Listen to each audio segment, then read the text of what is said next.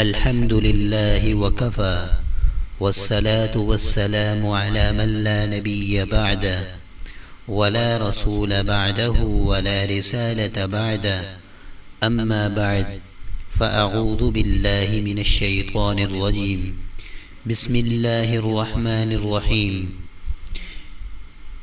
معزز سامعین کرام، السلام علیکم ورحمۃ اللہ وبرکاتہ۔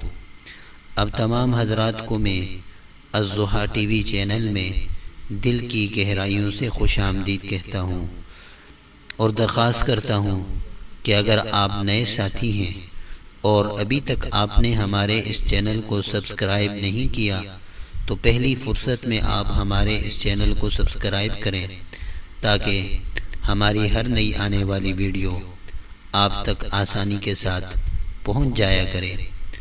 معزز دوستو، آج آپ حضرات کے سامنے زبان بندی کا ایک خاص عمل بتاؤں گا۔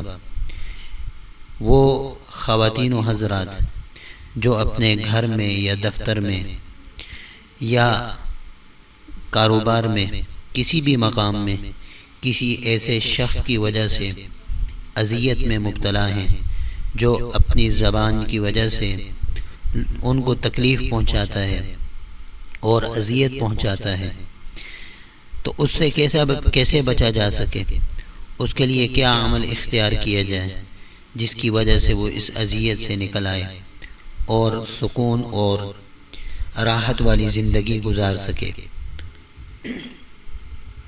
اسی حوالے سے آپ حضرات کے سامنے میں آج گفتگو کروں گا۔ معزز دوستو، اگر ایسی صورت میں کوئی مبتلا ہے تو اس کے لیے ضروری ہے کہ 313 مرتبہ اس آیت مقدسہ کا ورد روزانہ عشاء کی نماز کے بعد کرے۔ سبح للہ ما فی السماوات والارض وهو العزیز الحکیم۔ یا ایہا الذین آمنوا لم تقولون ما لا تفعلون۔ ان آیات کو 313 مرتبہ روزانہ پڑھنا ہے۔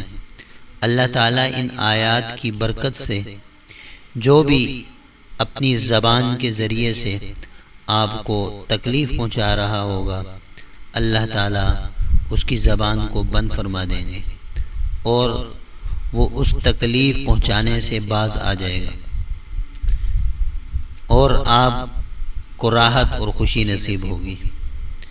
تو ایسے جو بھی حضرات ہیں جو اس میں مبتلا ہیں اور کسی کو چپ کرانا چاہتے ہیں اور کسی کے شر سے محفوظ رہنا چاہتے ہیں، وہ ضرور اس پر عمل کریں، اللہ اپنا فضل فرمائے گا۔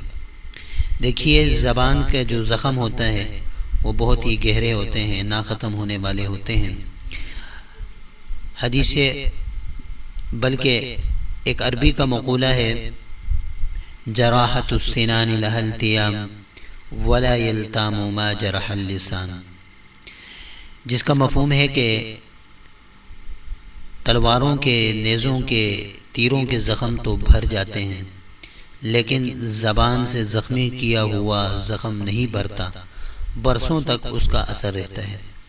اس لیے اگر کوئی اس اذیت میں مبتلا ہے اور کسی کو چپ کرانا چاہتا ہے، وہ اس عمل کو کرے۔